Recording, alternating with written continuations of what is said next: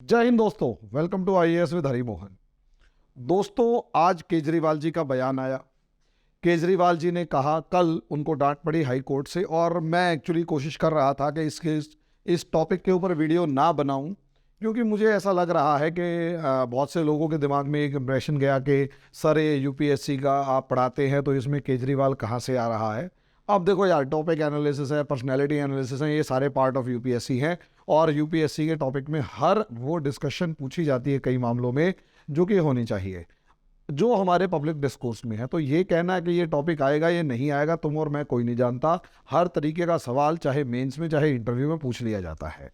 तो इसलिए भाई जो टॉपिक डिस्कशंस है वो होनी चाहिए, और ये सारी टॉपिक्स हमारी क्लासरूम्स में भी डिस्कशन होती है और खुलकर होती है, क्योंकि ये जो आगे आने वाले समय के एडमिनिस्ट्रेटर्स हैं, और एडमिनिस्ट्रेटर जो है वो ये नहीं कह सकता कि मेरे को इसमें कोई राय नहीं रखनी, क्योंकि उसे हर उस चीज़ में राय रखनी होगी जो पब्लिक डिस्कोर्स या आम आदमी से वो रिलेटेड होगा।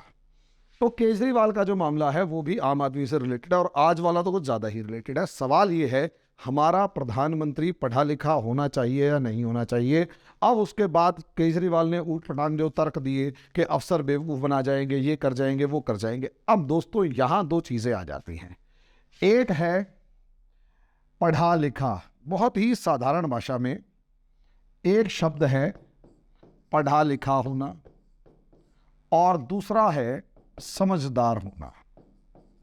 पढ़ा लिखा होना और समझदार होना, इन दो शब्दों में फर्क समझेंगे। पहले इतिहास से कुछ उदाहरण एग्जाम्पल्स आपके सामने लाकर रख दे, ताकि आपको समझ में आ जाए कि असलियत में मामला क्या है।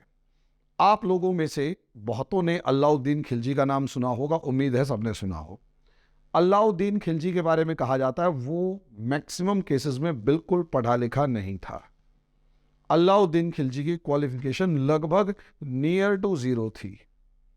लेकिन ये वही अलाउद्दीन खिलजी था जिसने भारत के बड़े से बड़े राजाओं की धज्जियां उड़ा दी, जिसने भारत के ऊपर होने वाले सबसे बड़े मंगोल आक्रमणों को कमजोर किया, जिसने अपने एक हिजड़े को कहा कि जा फौज लेके जा और साउथ वालों से हफ्ता वसूली करके आ, और मलिक काफूर साउथ के एक्सट्रीम तक पहुंचा और हफ्ता वसूली करके आया।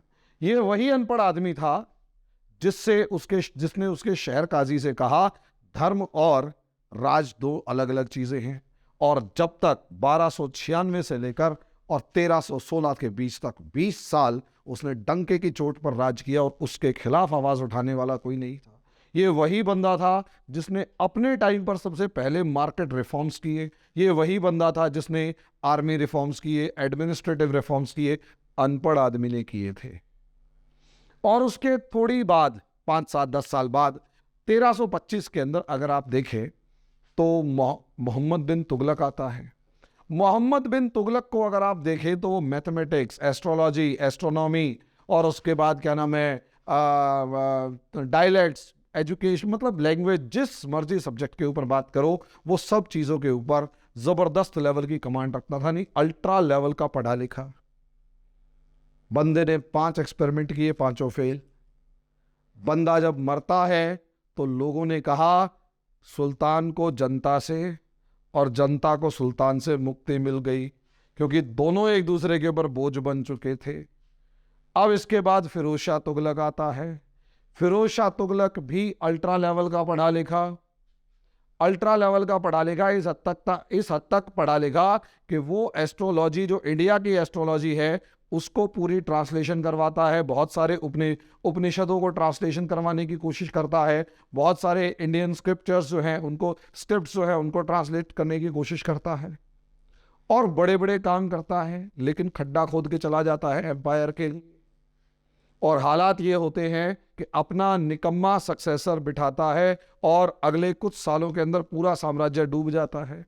1398 के अंदर जब तैमूर का हमला होता है तो उसी का जो बेटा नासिरुद्दीन शाह तुगलक, भाई साहब, मैदान छोड़ के भाग जाता है। पढ़े लिखों की बता रहा हूँ, पढ़ा लिखा एक सिकंदर लोदी भी था, पढ़ा लिखा इब्राहिम लोदी भी था। हालात क्या किए थे इन्होंने सिस्टम के, कोई जजिया लगा रहा है, कोई कुछ लगा रहा है। अकबर आ जाओ, अकबर कुछ खास पढ़ा लिखा थोड़ा ना था।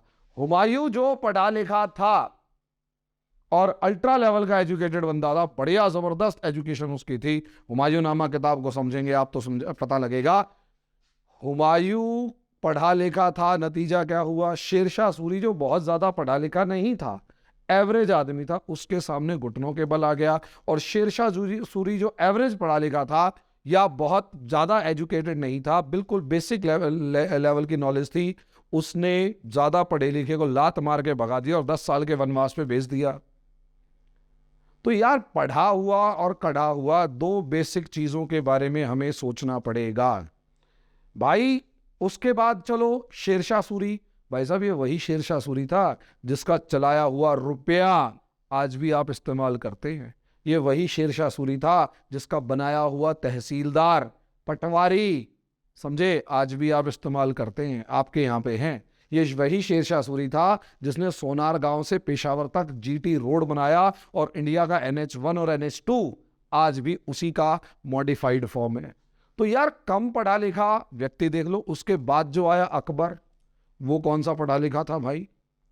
अकबर को अगर आप देखो तो अपना नाम तक लिखना नहीं आता था, लेकिन अकबर एक समझदार बंदा था। उसने ऐसी नींव रखी मुगल साम्राज्य की कि जहांगीर जैसा शराबी, यार 20 पैक शराब और 6 अफीम के गोले डेली कंज्यूम करने वाला शराबी, वो अपने बाप के बनाए हुए सिस्टम के ऊपर कोई चेंज नहीं करता, वो सिस्टम अपने आप चलता है। और वो जो शराबी था ना जहांगीर जैसा, वो भी अगले अपने जीवन के 20-21 साल राज करते हुए निकालता है और बढ़िया राज चलता है, कोई समस्या नहीं, बढ़ा नहीं तो घटा भी नहीं। और औरंगजेब पढ़ा लिखा था। अब औरंगजेब पढ़ा लिखा था, कौन सी तोप चला ली उसने? पूरे मुगल साम्राज्य के खड्डे खोद के गया, पूरे मुगल साम्राज्य की जड़ें खोद के रख दी। नतीजा उसका ये कि सोचकर देखिए, जो अकबर अनपढ़ था 1605 में मरा, उसका बनाया हुआ साम्राज्य 1707 यानी अगले 200-250 साल तक चला उसके नाम पे। और औरंगजेब ने उसी साम्राज्य की जड़ें खोद दी, पढ़ा लिखा था और जड़ें खोद दी। और जड़ें जब खोदी तो हालात ये थे, औरंगजेब के मरने के 12 साल बाद, जस्ट 12 साल बाद 1719 में मराठा सेनाएं दरबार के सामने खड़ी, मतलब दिल्ली के लाल किले के बाहर खड़ी हुई थी। और 1737 के अंदर एक पढ़ा लिखा बड़ी ऐसा बंदा बैठा था, मोहम्मद शाह रंगीला, काफ़ी पढ़ा लिखा था। सिर्फ और सिर्फ जैसे केजरीवाल जी, आपने एक के साथ एक बोतल फ्री देनी शुरू कर दी, उसने नचनियाँ बिठानी शुरू कर दी। सच में मेरे को आज के डिस्कशन में आप में और मोहम्मद शाह रंगीला के बीच में कोई फ़र्क ही नज़र नहीं आ रहा। वो भी धूर्त आदमी था और आप भी धूर्त व्यक्ति हैं। आप किसी भी तरीके से सोच कर देखो दोस्तों, ये धूर्त आदमी एक बोतल के साथ एक बोतल फ्री देने के बाद, सोचिए, एक बोतल के साथ एक बोतल फ्री देने के बाद गांधी जी के समाधि के सामने बैठता है अहिंसा का ड्रामा करने के लिए। सच में बहुत अच्छे लोग हैं जो, मतलब थैंक यू उन लोगों का जिसने इसे कान पे दे के मारा। यार आप पढ़े लिखे की बात कर रहे हैं, ओसामा बिन लादेन भी इंजीनियर था भाई, ओसामा बिन लादेन भी इंजीनियर था। मेरी यहाँ पर पढ़े लिखे होने की कोई, पढ़े लिखे का अपमान करने की कोई इंटेंशन नहीं है, लेकिन आप पढ़े लिखे बंदों के, एक आदमी पढ़ा लिखा है, ज्ञानवान है, अल्ट्रा लेवल का ज्ञानी है, सब चीज़ें, लेकिन क्या वो उतना व्यावहारिक है जितना एक राजा को होना चाहिए? भैया राजा है वो जनरलिस्ट होना चाहिए, जनरल स्टडीज में होना चाहिए, उसके अंदर पास विजडम, समझदारी होनी चाहिए, सिचुएशन को समझने के लिए बहुत एक बेसिक नॉलेज होनी चाहिए। उसके पास ऑफिसर्स की फौज है। अगर विदेश मामलों के अंदर टेक्निकलिटी है तो एस जयशंकर साहब बैठे हुए हैं। अगर इकोनॉमी के मामले में समझना की बात है तो IAS IPS की फौज है, IAS की फौज है, IRS की फौज है, इकोनॉमिस्टों की फौज है और निर्मला सीतारमन जी हैं। इन सबको मैनेज करने के लिए कोई स्पेशलिटी की ज़रूरत नहीं है, सिर्फ और सिर्फ सिंपल थिंकिंग की ज़रूरत है। इनको मैनेज करना और आसान रास्ते निकालना एक आम आदमी की तरह सोच के। लेकिन पढ़ा लिखा इंसान के अंदर अगर इंटीग्रिटी नहीं है तो वो धूर्त होता है, जो कि आप हैं। आप घटिया इंसान हैं और वो इस हद तक आप घटिया इंसान हैं कि आप जानबूझकर आज के दिन ऐसे, सबसे पहले आप शराब एक के साथ एक फ्री, दुनिया में कौन सा देश होगा यार जो शराब लोगों को पीने के लिए, भाई वो जो अनपढ़ जिसे कह रहे हो ना, कम पढ़ा लिखे जिसे कह रहे हो, ठीक है, वो कम पढ़ा लिखा इंसान अपने राज्य में शराब बंद कर रहा था। आज भी गुजरात में शराब बंद है, काला बाजारी हो रही है, ये हो रहा है, वो हो रहा है, वो बात की बात है, लेकिन शराब तो बंद है भाई।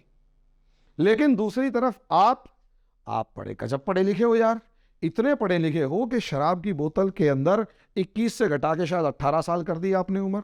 और दूसरी तरफ अगर आप देखेंगे तो जो क्या नाम है दारू की बोतल है वो एक लो और एक के साथ एक फ्री।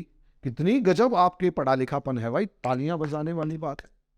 उसके बाद आप अपने डबल स्टैंडर्ड्स को देखिए कि आपका जो एक फाइनेंस मिनिस्टर जो है वो जेल में 8.5-9 महीने से है, उसको आप मंत्री पद से नहीं हटा रहे, अब जाके हटाया है ना थोड़े दिन पहले जब ज्यादा ही फजीयत हो गई। और दूसरी तरफ आपका जो उप मुख्यमंत्री है वो जेल जा रहा है तो आप ड्रामा कर रहे हैं यार।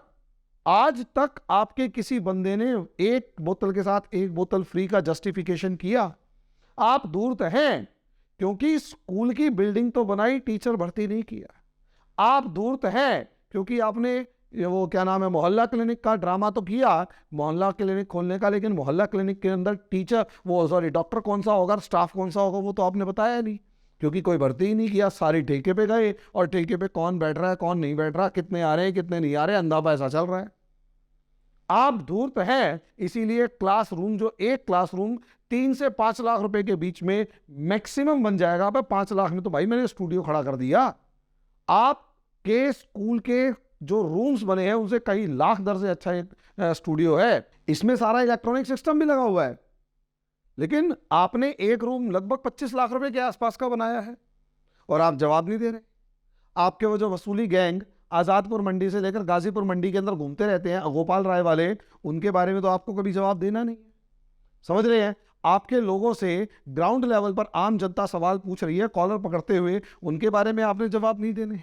हमारे दिल्ली की सड़कों की जो दुर्गति कर रखी है उनका आपने कभी जवाब नहीं देना। और बहुत ही शालीनता, बहुत ही तरीके से, जिस तरीके से आपने हमारे जो बिजली वाले डिपार्टमेंट है बिजली वाला, उसको जिस तरीके से घाटे में ला दिया, वो तो आप कभी बताएंगे नहीं। भाई साहब, इसी को धूर्तता कहते हैं। और सबसे बड़ी बात, आपके चक्कर में मैं बिल्कुल मानता हूं भारत में अगर खालिस्तान की समस्या को दोबारा कोई जन्म देने वाला बंदा है तो वो एकमात्र अरविंद केजरीवाल है। एकमात्र व्यक्ति है अरविंद केजरीवाल, जिसकी वजह से भारत के अंदर ये जो खालिस्तान की समस्या है वो दोबारा पनप के आई है, क्योंकि इसने अपनी धूर्त मानसिकता के चलते, अपनी घटिया मानसिकता के चलते, एक जिसे कहते हैं ना इमोरल अनएथिकल एक्टिविटीज के चलते खालिस्तानियों के गोद में जाके बैठा सिर्फ सत्ता के लालच में। और जिसके ऊपर आप उंगली उठा रहे हैं ना, पूरी दुनिया उसका लोहा मान रही है। पूरी दुनिया, अकेला मैं नहीं, पूरी दुनिया। और विदेशों के अंदर बैठे हुए आप बस उस मामले को जानकर डाइवर्ट कर रहे हैं। और हाँ, इंडिया के अंदर इस समय आप कामयाब हो चुके हैं अमृतपाल सिंह से अपना ध्यान हटाने के लिए, मनीष सिसोदिया और दूसरों से ध्यान हटाने के लिए। और तीसरी एक प्लानिंग दोस्तों इसकी साफ नजर आ रही है। क्या? ये बंदा, मुझे ऐसा लग रहा है कि इसे समझ में आ गया कि सत्येंद्र जैन गया, मनीष सिसोदिया गया, वो कौन सा नायर था वो गया, और कई जा चुके हैं। और अगला नंबर इसका है पॉसिबली। और ये जानता है कि आज नहीं तो कल ईडी जो है इसके पास आएगी और इसे धर के ले जाएगी, क्योंकि कहीं ना कहीं नाम तो इसका भी आ रहा है। और अगर इसे धर के ले जाएगी तो पहले ही उसकी ये पटकथा लिख रहा है, क्योंकि याद कीजिए मनीष सिसोदिया के साथ के गिरफ्तार होने से पहले ये शोर मचाने लग गया था, मनीष सिसोदिया को गिरफ्तार करेंगे, मनीष सिसोदिया को गिरफ्तार करेंगे। आज ये फिर तो असलियत में मैं इस वीडियो के थ्रू 2-3 सवालों का जवाब देना चाहता हूं कि क्या जो इसने बोला, क्या आरोप लगाए, उसमें क्या जो बोला वो ठीक था या गलत था। तो भाई साहब, प्रधानमंत्री का समझदार होना जरूरी है। समझदार होना, प्रधानमंत्री पढ़ा लिखा हो या ना हो कोई फर्क नहीं पड़ता। और इसकी कोई गारंटी नहीं है कि आदमी जो अगर पढ़ा लिखा होगा तो अच्छा प्रधानमंत्री होगा। इसका एग्जाम्पल हम मनमोहन सिंह जी की फॉर्म में देख चुके हैं। जो पढ़े लिखे थे तो फाइनेंस मिनिस्टर तो बहुत अच्छे थे, लेकिन जैसे ही प्रधानमंत्री आए तो घोटालों की जो लिस्ट थी वो देख लेंगे। हाँ, इकोनॉमी के मामले में उन्होंने बहुत अच्छे काम किए, इसमें कोई दो राय नहीं है। मनरेगा जो उन्होंने चलाई वो एक ऐसा सिस्टम बना दिया कि हमारी जड़ों के अंदर, जो हमारी इकोनॉमी की जड़ें हैं उनके अंदर पैसा अपने आप पहुंचता चला जाए। लेकिन जो रेट्रोस्पेक्टिव टैक्स था, कभी पढ़िएगा जनाब, रिट्रोस्पेक्टिव टैक्स जब कंपनियों के ऊपर लगाया और जिस तरीके से कंपनियों के अंदर भगदड़ मची, वो एक अलग ही लेवल था, अलग ही लेवल था। मैं ये नहीं कह रहा मनमोहन सिंह जी बेकार प्रधानमंत्री थे, लेकिन मैं ये जानता हूं कि वो एक पपेट प्राइम मिनिस्टर थे, कठपुतली प्रधानमंत्री थे, और बिना सोनिया गांधी और अपनी बैक टीम के वो अपने दम पर तो प्रधानमंत्री बनने लायक नहीं थे, ये मैं मानता हूं। ये बंदा अपने दम पे प्रधानमंत्री बनने लायक है, इसलिए कढ़ा क्यों? क्योंकि ये कढ़ा हुआ दुनियादारी जानता है। आप जिस पढ़े लिखे का शोर मचा रहे हैं, पढ़े लिखे की बात कर रहे हैं, वो असलियत में आप हैं धूर्त। ओसामा बिन लादेन भी बहुत अच्छी यूनिवर्सिटी से इंजीनियर था, उसके ऊपर क्यों? क्योंकि देखो दोस्तों, पढ़ा लिखा हो बहुत बढ़िया है, लेकिन उसके साथ उसके अंदर एक इंटीग्रिटी होनी चाहिए, एक विश्वसनीयता उसकी होनी चाहिए। पढ़ा लिखा इंसान अगर विश्वसनीय नहीं है और उसमें इंटीग्रिटी नहीं है, उसमें धूर्तता है, तो यकीन मानिए वो डिसास्ट्रस होता है, क्योंकि वो हर उस चीज को जानता होगा कि कैसे इससे बचा जा सकता है, और अगर वो बचने के तरीके जानता है तो दुनिया को बेच के खा जाएगा और दुनिया कुछ नहीं कर पाएगी। पढ़ा लिखा रावण भी था, जूते खाता है भाई, और क्या। पढ़ा लिखा कौन नहीं है, लेकिन पढ़े लिखों ने ज्यादा बर्बाद किया है। तो केजरीवाल जी, आप जो खेल खेलना चाहते हैं वो ये है कि पढ़ा लिखा और अनपढ़ का एक बहस छेड़कर अपना सर्टिफिकेट साथ में रखेंगे, देखो मैं IITN, और ये जो है वो 12वीं पास या ग्रेजुएशन इसने कॉरेस्पॉन्डेंस से किया कुछ भी। भाई साहब, कोई आदमी, आप अपने माता पिता का लेवल देखिए, आपके माता पिता का लेवल था, वो सक्षम थे आपको पढ़ाने लिखाने के अंदर, नतीजा उसका ये है कि आपको पढ़ाने लिखाने में सक्षम थे, आप IIT तक पहुंच गए। दूसरे की माँ है ना, दूसरे है जो दूसरे जिससे आप कंपेरिजन कर रहे हैं, वो जिस ग्राउंड लेवल से उठ के आए हैं, वहाँ उनकी माता पड़ोसियों के घर पानी भरती हुई नजर आती थी। और रही बात ईमानदारी की, 2-4 दिन पहले आप कह रहे थे कि अडानी का पैसा घूम रहा है, अंबानी का पैसा घूम रहा है एंड ऑल, कि वो मतलब मोदी जी का पैसा घूम रहा है, और एंजॉय करने वाले अडानी अंबानी है। तुम्हारे किसी एक बंदे की, आम आदमी पार्टी के कार्यकर्ता की औकात नहीं है कि मेरे चैनल के कमेंट बॉक्स में ही लिख के बता दे कि भाई यहां ये आरोप सही है, क्योंकि सबूत तुम्हारे पास है नहीं, और तुम्हारी पार्टी के खुद के नेता जानते हैं कि तुम धूर्त आदमी हो, बस वो तुमसे बड़े स्वार्थी हैं। तुम्हारी इस पार्टी में तब तक हैं जब तक कि उन्हें तुम्हारे अंदर जीत के आसार नजर आ रहे हैं कि तुम दुनिया को बेवकूफ बना पा रहे हो, और जिस दिन तुम जेल 4 दिन चले गए भाई साहब, तुम्हारी ही पार्टी में सबसे पहले भगदड़ मचेगी। जितने तुम्हारे मिलने वाले नेता हैं वो तुम्हारे बारे में जो तारीफें कर रहे होते हैं वो मैं जानता हूं, रोज व्हाट्सएप पे चैट हो रही होती है उनसे, कम से कम 6 हैं तुम्हारे नाम, तुम्हारे पार्टियों के विधायक जिनसे रोज चैट हो रही है, और उस चैट के अंदर जो तुम्हारे कच्चे चिट्ठे डिस्कस होते हैं वो मैं जानता हूं। क्यों? उनमें से एक तो मेरा क्लासमेट है। अब आप बताओ, तो आप अपनी औकात अपने पास रखें। प्रधानमंत्री के प्रधानमंत्री के नाम का कीचड़ उछाल रहे हैं, उस चाल को हम समझ रहे हैं, आपके गर्दन पे हाथ पहुंचने वाला है, और इसलिए आप डिबेट और डिस्कशन में अपना इनका माइंड डाइवर्ट, अपनी बातों को डाइवर्ट करना चाहते हैं, लोगों का दिमाग डाइवर्ट करना चाहते हैं, और उसके बाद एक माहौल क्रिएट करना चाहते हैं कि मैंने मोदी पर आवाज़ उठाई, मैंने मोदी पर उंगली उठाई, इसलिए मोदी ने मुझे गिरफ्तार कर लिया। लेकिन असल बात यह है कि शायद सबूत मिलने शुरू हो चुके हैं, और थोड़े दिन बाद तुम्हारा भी नंबर आने वाला है, और ये डिसाइड तो कोर्ट करेगी, लेकिन आरोप लगाओगे बीजेपी पे, और उसका माहौल बना रहे हैं और कुछ नहीं कर रहे।